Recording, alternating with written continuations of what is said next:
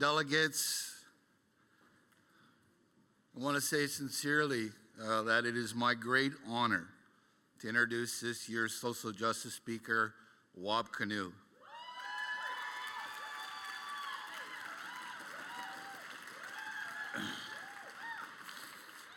And I didn't tell him this over there, but I'm going to do this publicly. Wab, you're one of my heroes, quite frankly. Wab is an Ojibwe from the Onigamaming, First Nations in northwestern Ontario, who moved to Winnipeg with his parents when he was a child. He attended the University of Manitoba, where he earned an economics degree. He is currently completing a master's degree in Indigenous governance. Currently, Wab holds the position of Associate Vice President for Indigenous Relations at the University of Winnipeg. Wab has had an interesting life trajectory which has led to a multifaceted career, to say the least. Those of us who know of Wab may know him as a rapper, and I love some of your stuff, a journalist, a writer, a university administrator, Aboriginal leader, or a social justice advocate. His journalism background is perhaps the most extensive part of his career portfolio. When he recounts his personal story, he talks about his entry to journalism, starting with a letter to the editor of the Winnipeg Free Press. His letter caught the eye of the CBC, where he was invited to serve as an intern in the newsroom. He then moved on to become a radio producer and radio host, and finally to TV, where he has worked as a journalist and a host. Wab is particularly proud of his role in defending Joseph Boyden's novel, The Orenda, in CBC's 2014 Canada Reads Novel Competition. You may be interested to know that in that contest, he won over a previous ETFO social justice speaker, Stephen Lewis. Wab was recently a guest host of the CBC Arts and Culture radio program Q, and he moderated the 2015 Canadian Reads contest. While at the CBC, Wab confronted what he terms the central question of diversity and inclusion. During CBC's coverage, for example, of Stephen Harper's 2008 statement of apology regarding Canada's residential school history, Wab confronted CBC management over using the terminology former students rather than survivors when referring to those who experience the trauma of residential schools. Wab won the argument, but was willing to quit the CBC if he hadn't.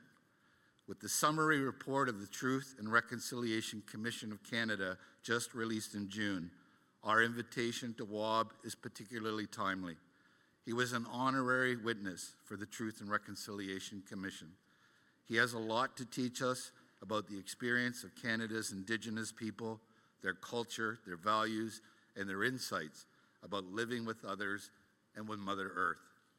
He also has a lot to teach us about how we can be a part of the process of Canada's reconciliation with the survivors of the residential schools era. Next month, Wab will be releasing a book entitled The Reason You Walk.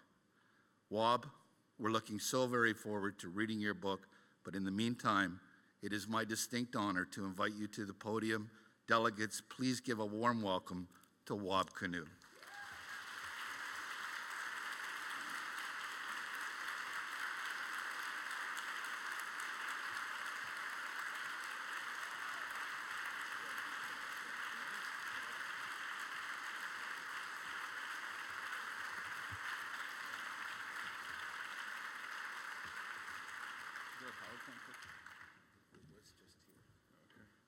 Organishna and then we're going to talk Kibuju and Nim, Wabana quit and they go.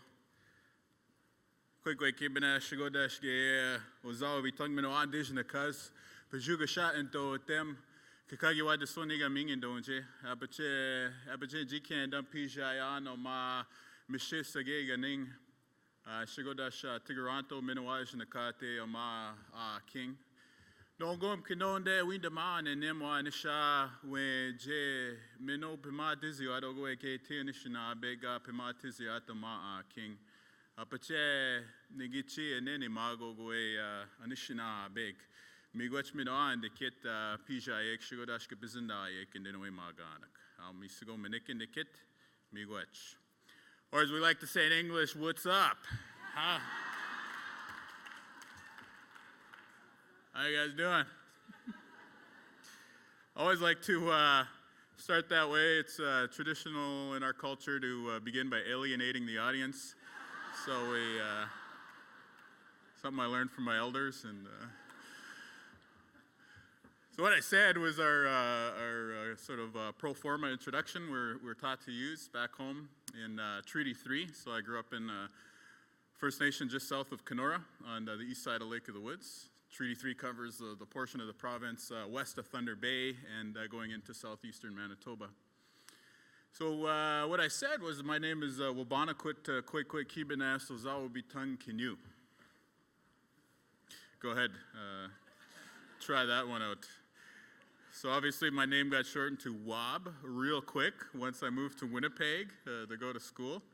Nobody at the hockey rink wanted to be like, hey, pass it over here, Wabanakwit Kwekwe Kibanas. Yeah. So anyway, the other thing that I said is that I'm a member of the Lynx clan.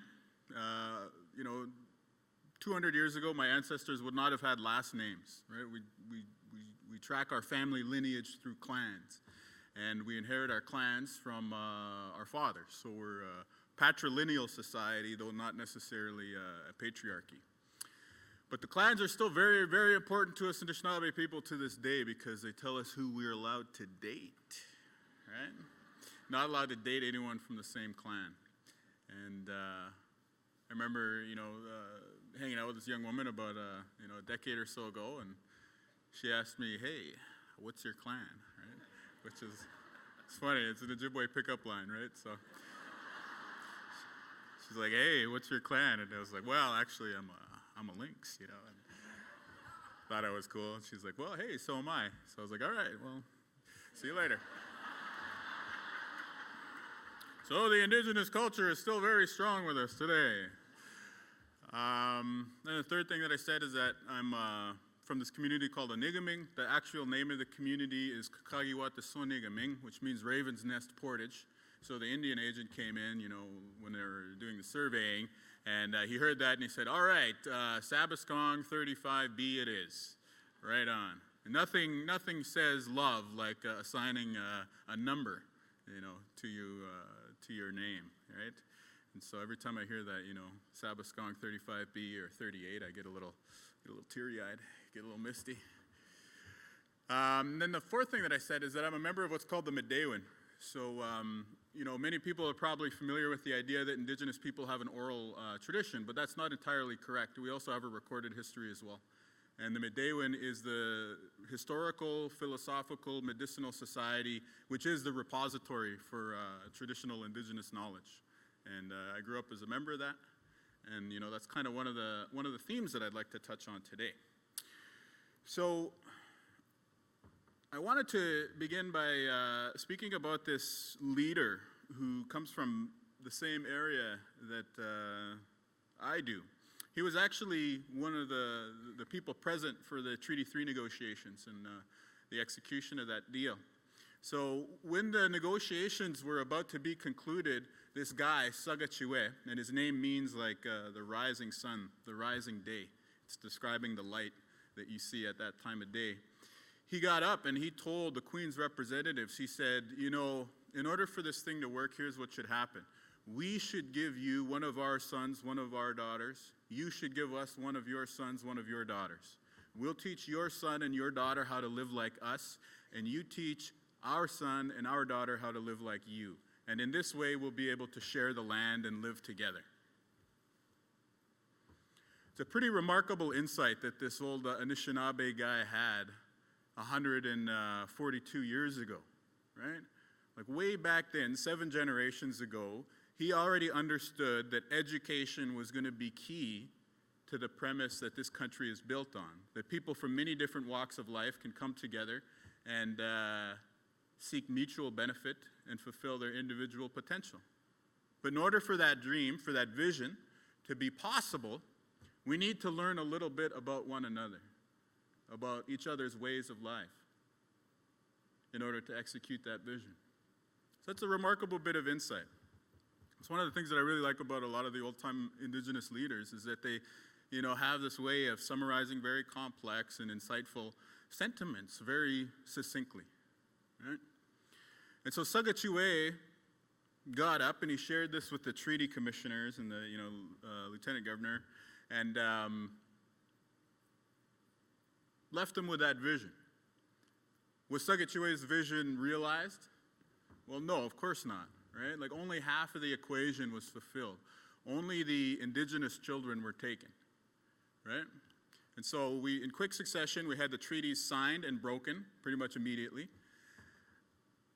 As former Royal Commissioner Paul Chartrand says, the lands were stolen from indigenous people, and I'm not entertaining objections to that today. That was followed by the imposition of the Indian Act, which removed opportunity and forbade First Nations people specifically, from leaving the reserve without written permission of the Indian agent or the department in Ottawa. And you had this process whereby our traditional economy was destroyed, and we were prevented from participating in the new economy which was being created around us. And then in short order, following the creation of the Indian Act, the residential school system was established. And by now, especially, as educators, I'm sure you're all familiar with the broad strokes of the residential school era, so I'm not going to spend too much time except to say that, it was a mandatory part of Canadian law that every Native child was removed from their parents and put in a government-sponsored, church-run residential school for more than, 140 years. And about 150,000 children were taken to these institutions. Incidentally, do you know when the part of the Indian Act which gave legal force to the residential school era was taken off the books? It was late 2014, right?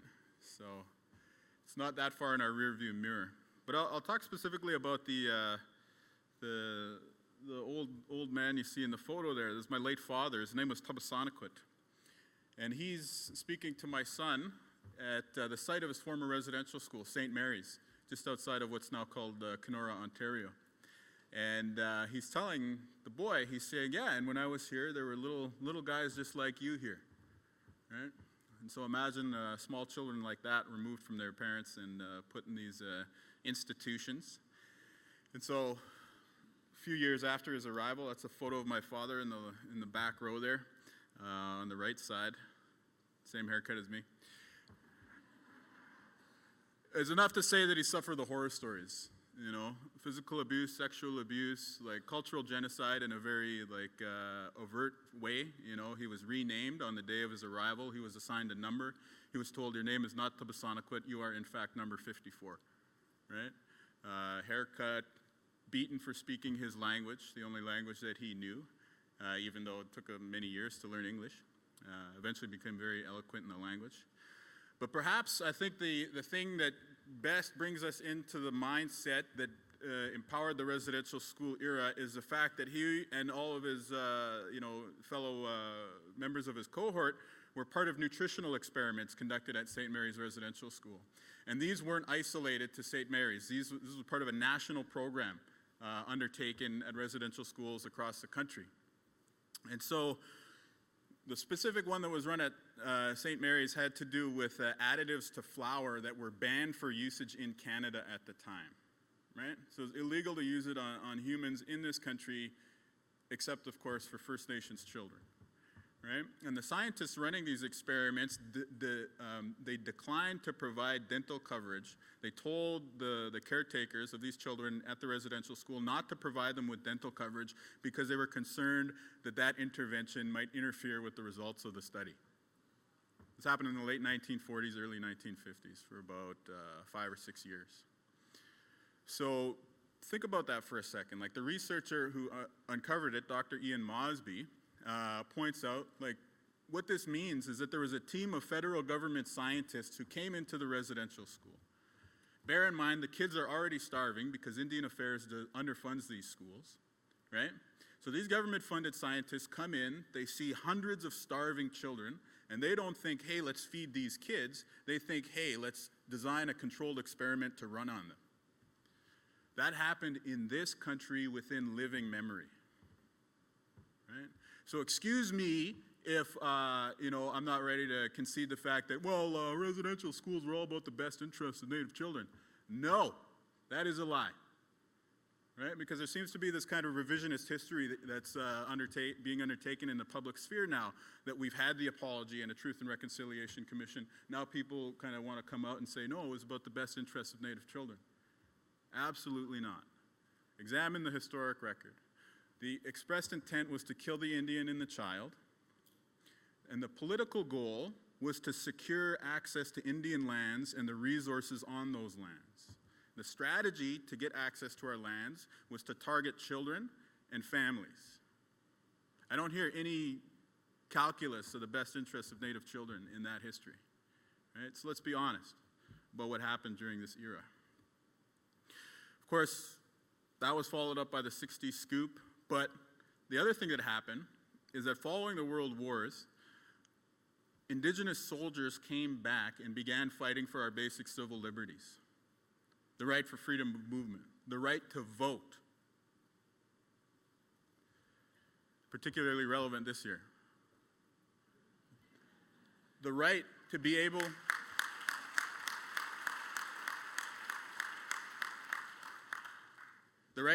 to eat in restaurants with everyone else, right? And they won these battles, right? And so our greatest generation truly was an amazing generation. Not only did they defend human rights and freedoms in Europe and other theaters of combat, but then they came back here and fought some very important battles right here in our own backyard. And so what you had, it was a tipping point. And then eventually in the late 1960s, Indigenous communities started standing up and saying, no, we don't want residential schools in our backyards anymore, like Blue Quills, Alberta, St. Mary's, northwestern Ontario. So where are we today? Well, we're at a pretty interesting time, I would say, in our nation's history. You know, we are in what many people call a time of an Indigenous resurgence, right? Who was the Globe and Mail's most important artist in Canada last year? Tanya Tagaq, right? Like, who is like one of the Canadian acts that's playing like the biggest festival shows internationally? A Tribe Called Red, right? Who is arguably one of the biggest stars in the NHL from Canada? Carey Price, right? And you go on and on and on. Who's like probably one of the great Canadian authors of our time? Joseph Boyd, right? So we're at this interesting period where if you talk to the kids in your classrooms, they're just as likely to have an image of a First Nations person as being a successful, exemplary role model as they are to be encumbered by the negative attitudes and stereotypes of the past. And so we're in this time of transition, right? And so what you're seeing at this, like the tip of the spear, if you will, of the Indigenous resurgence, is you're seeing 27,000 Indigenous people in Western Canada in post-secondary institutions. You're seeing First Nations, Métis, Inuit people start businesses at a rate 2.5 times faster than the rest of the country, right? You're seeing interesting things happening with the pay gap in terms of gender equity in the First Nations community. It's still an issue overall, but in a lot of areas, like if you look at specific sectors, First Nations women and Métis women are doing better than men, right? So you have a lot of interesting things going on. Of course, at the same time, there's still a lot of challenges which remain. Perhaps most relevant to all of you in this room is the fact that First Nations education is underfunded, right? Don Drummond, former chief economist of TD Bank, applaud when we get to the solutions part, because the problem's not that great. No. So Don Drummond did this, national analysis, and he found that schools on reserve are underfunded by about $4,000 per student per year. Yeah, it is shameful, right? Because is that consistent with the charter? I thought we were supposed to have a comparable level of services no matter where we live in this country, right? And so we can have an equalization program across the provinces, but apparently we're not able to concoct an equalization formula for when you step onto a reserve. And so obviously that has huge implications in terms of the amount of pay which teachers at First Nations schools receive, but also all the other aspects of instruction that are impacted by core funding from the department in Ottawa. The issue of missing and murdered Indigenous women is a huge issue in this country. The fact that there are some 1,200 murdered and missing women, that an Indigenous woman is 4 times more likely to be murdered by somebody than a non-Indigenous woman, should be a national crisis, right? And it is for many people, to be fair, it is, absolutely. But the sitting government's response has been that, well, they're being murdered by their spouses, which is actually untrue. If you look at the RCMP's report, First Nations women, while the number is high, it's close to 70% of Indigenous female murder victims are murdered by somebody that they know. If you look at the same report, the number of Indigenous women who are murdered by their spouses is actually lower than the number of overall female murder victims, right? And yet we allow in the public sphere this myth to be perpetrated that it is an Indigenous cause problem, right? For sure there needs to be work done to inoculate our families and our homes against domestic violence. Absolutely, 100%. But we should not tolerate this recurring argument that the problems confronted by Indigenous people are solely a result of a pathology that Indigenous people contain in and amongst ourselves.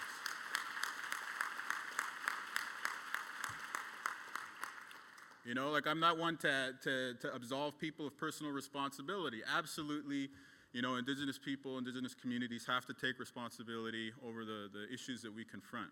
But at the same time, we can't dismiss the fact that every single one of us has been shaped by forces greater than ourselves. Sometimes that's family, sometimes that's community, sometimes that's government, sometimes that's international forces, right?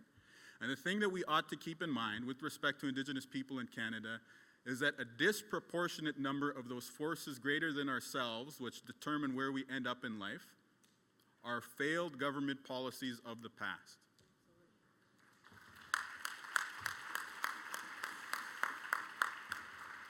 And so we're in this period of transition. The Indigenous community is, sorting through many of the issues. Many, many Canadians are asking, what can I do? What role can I play, right? And so one of the other, things that characterize the era that we're currently in this country is the process of truth and reconciliation, right? So the settlement agreement that was arrived at to settle the multi-billion-dollar class action lawsuits arising out of residential schools included a provision for a Truth and Reconciliation Commission. And this was specifically one of the demands, and it was one of the stickiest demands that the survivors put forward, because they recognized that, okay, if we settle these class action lawsuits, we're not going to have our day in court. But we do want a forum in which to share our stories and to share our experiences. And so that's really where the Truth and Reconciliation Commission came out of. It's a 5-year mandate, and it was extended by 1 year to a 6-year mandate, and they tabled their executive summary in June, right? And so I think if you still have a couple weekends left this summer, I think it's great summer reading. There's a shortened link at the bottom of the screen there. It's a remarkable document, the executive summary that the TRC tabled, because paragraph 1, this was cultural genocide, right? And then it goes back from there and catalogs the history of the era, and then along the way makes a series of recommendations, 94 calls to action, which apply predominantly to the federal government, right? Because that was the audience that this report was created for, but also to educators, to post-secondary institutions, to the private sector, to child welfare agencies, and on and on and on and on. So if you have some time, if you haven't already, I recommend taking a look at this report. And incidentally, I know that term cultural genocide, it was sort of a lightning rod for controversy. I understand why that's painful to hear, right? The idea of this country participating in an era of cultural genocide is contrary to the vision of Canada that we're all raised with. And it is offensive to your identity as a Canadian person. Do you want to know how I know that? Because it's offensive to me too. I was raised with the same vision of Canada.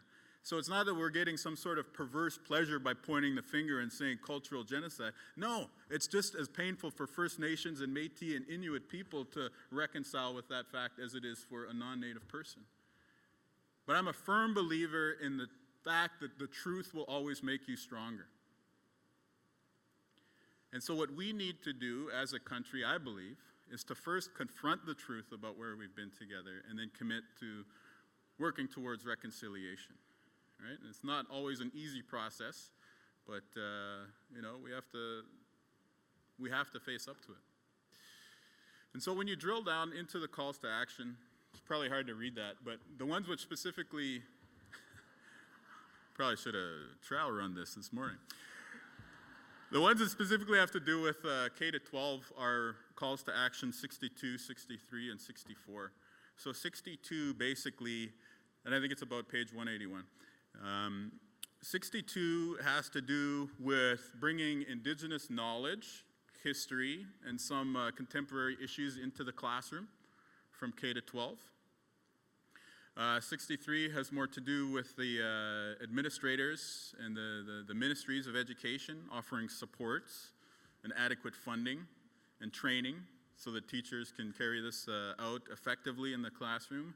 And then 64 makes clear that this shouldn't just be the public school sector, but it also should be denominational schools, right? Offering at least comparative religion courses to introduce their students to Indigenous spirituality.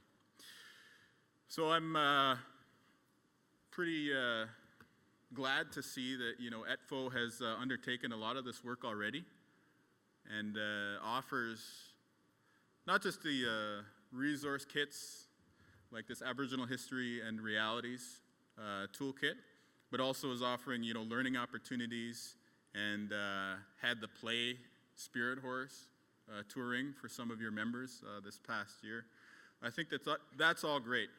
If I could make, a suggestion to all of you who are looking at ways to introduce this into your classrooms, I would remind you that a lot of the material that's been created both by your union and other unions like say the Public High School Teachers Union in Ontario and outside organization like Kairos tends to focus on contemporary issues, which is super important. Introducing young people to social justice issues like missing and murdered Indigenous women, for sure that's important, or teaching about the residential school era, for sure that's important. But I would hope that that doesn't come at the expense of introducing young people to authentic Indigenous culture and Indigenous languages. So I'd hope that that also finds a place in your classrooms. And that is part of the reason why I choose to introduce myself in Ojibwe at the beginning, right? Because for the first 200 years following contact, that was the lingua franca of what's now called Canada. If you came here, you didn't necessarily need to know French or English, you needed to know Anishinaabe Moen. Now I'm sure as progressive educators, you're all teaching your students that. But how many of us learned that going to primary and secondary school, even post-secondary, right? How many of us can even pronounce Anishinaabe Moen? I heard a little it's Anishinaabe, and you guys probably heard that. Moen. There you go. Very good. Everyone passes. Yay. It's a happy ending. Right?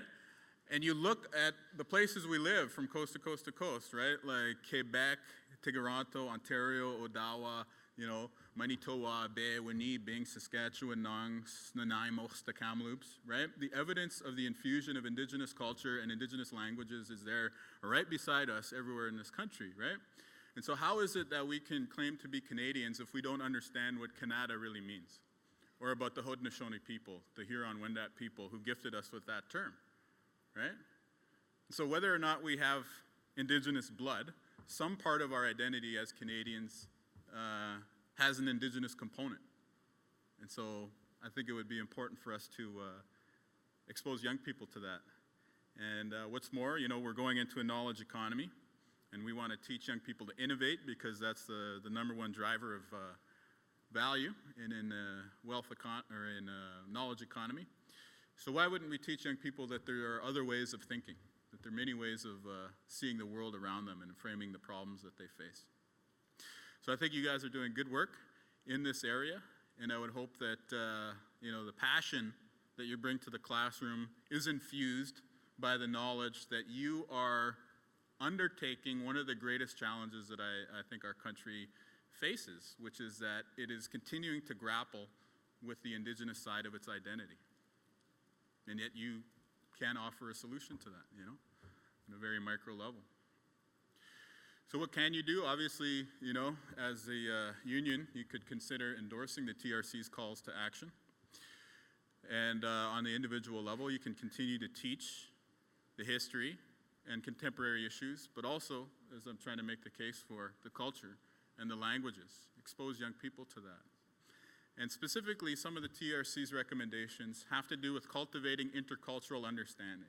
And I think that is hugely important in the Indigenous context, but it doesn't take a lot of thought to realize that applies across many different relationships, right? That cut across community and ethnic boundaries, right?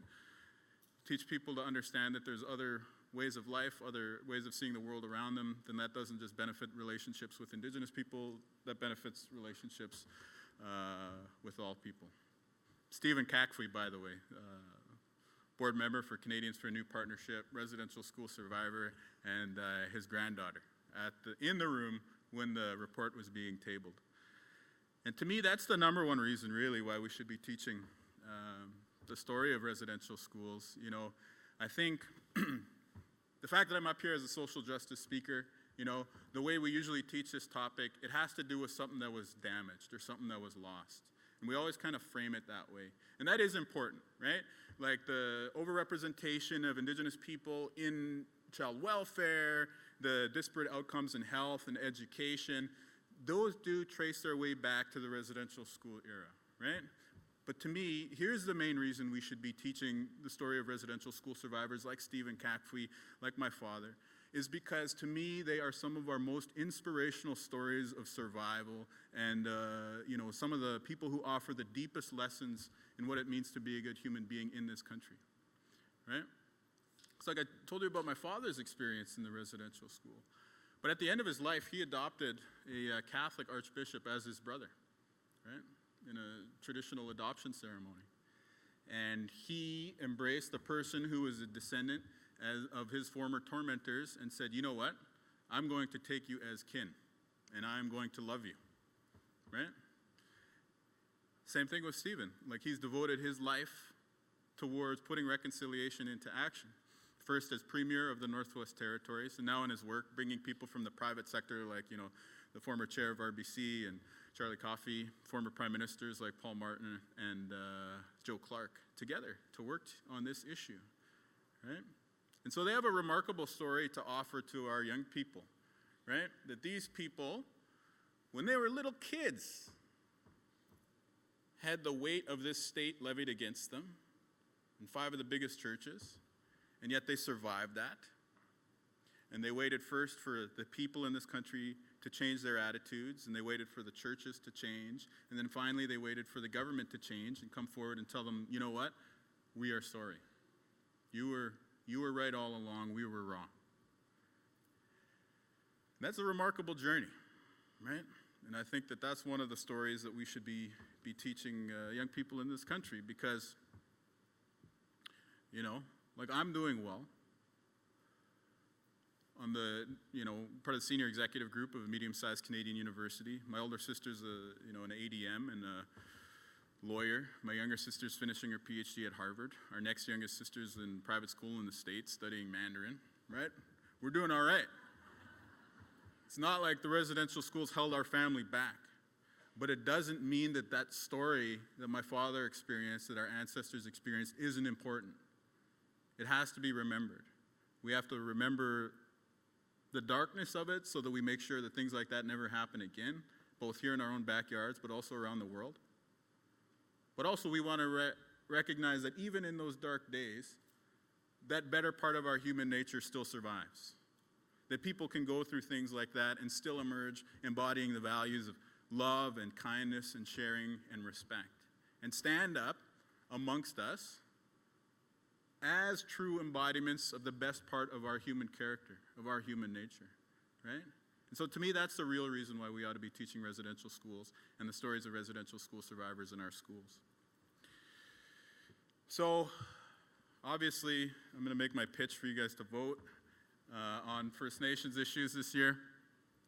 I recognize that there's a ton of issues that you're probably thinking about, the economy, the Senate, corruption, stuff like that. I'm not alleging anything. I'm just saying that's an issue that's out there.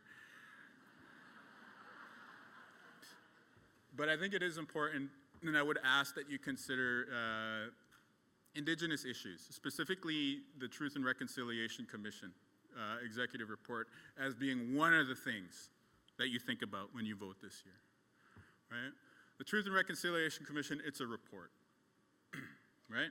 It's not the be-all, it's not the end-all. But what I would suggest to you is that it can be a roadmap for reconciliation, a roadmap to addressing some of the systemic inequities which continue to exist in our country. Right? We talked about a few of them, particularly in education. And so you've seen the parties kind of each respond.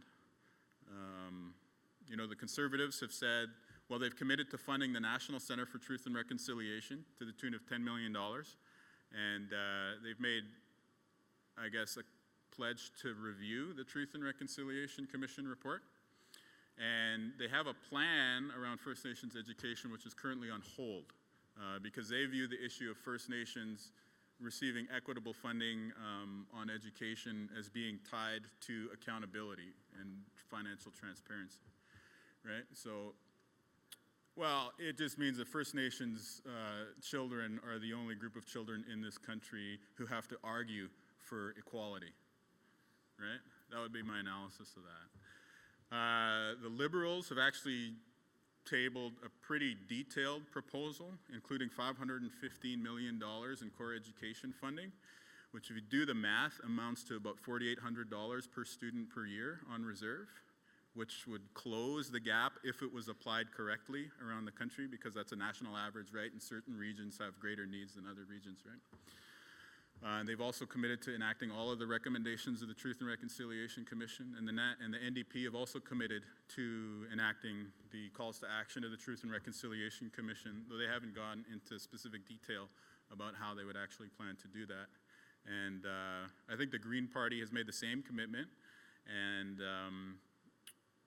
I think they would go further in trying to establish a environmental review process which would put First Nations decisions on resource projects on equal footing as federal government decisions on resource projects. So those are the ideas, those are the platforms.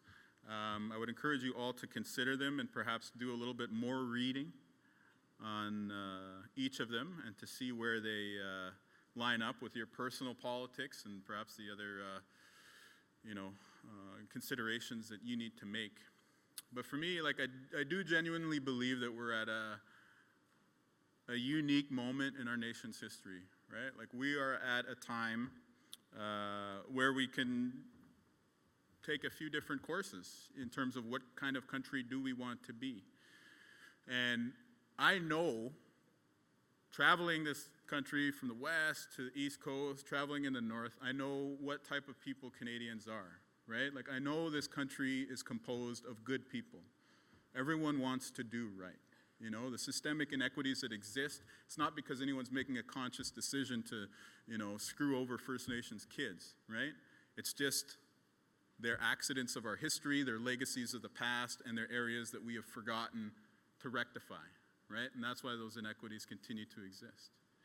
But I know that this country can do better than it currently is. I know that the vision that I grew up with of this country as being, one of the great nations on earth, where anyone can reach their full potential, where all of us together can stand for something great and positive. I know that it is reachable in my lifetime, right? And so don't get me wrong, I critique certain government policies, certain laws that we still have on the books, but absolutely 100% I am a patriot. I know how much opportunity I've been afforded growing up in this country, and I'm fully cognizant of that. but I want my country to do better.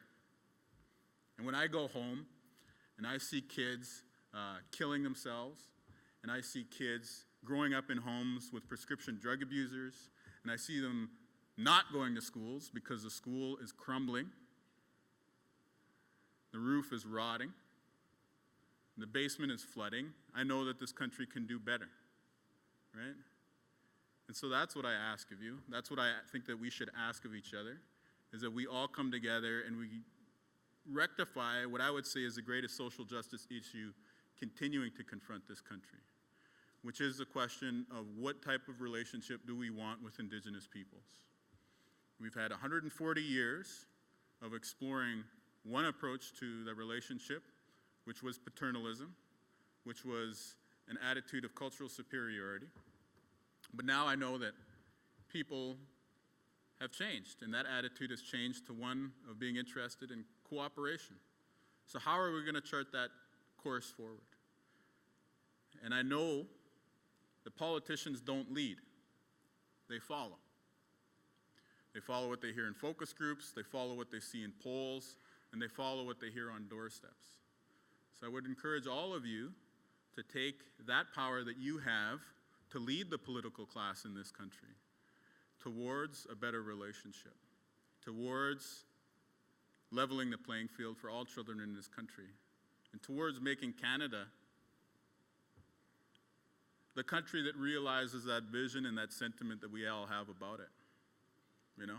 And so when I think about things like that, you know, the time that we're currently in, you know, I think about my kids, I think about, you know, potentially speaking to my grandkids 20, 30 years down the road, you know? And when they come to me and they ask, you know, what did you do when kids like us were going to, you know, these shitty res schools?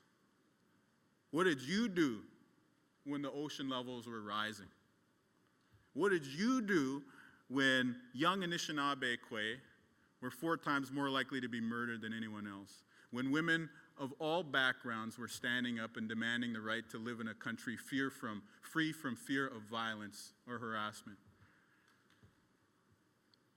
I want to be able to look them in the eyes and tell them, I did what I could. Now I expect you to do the same. And so with that, I'll say, Miigwech Kapizindawayek. Ojibwe, thank you guys very much for listening to me.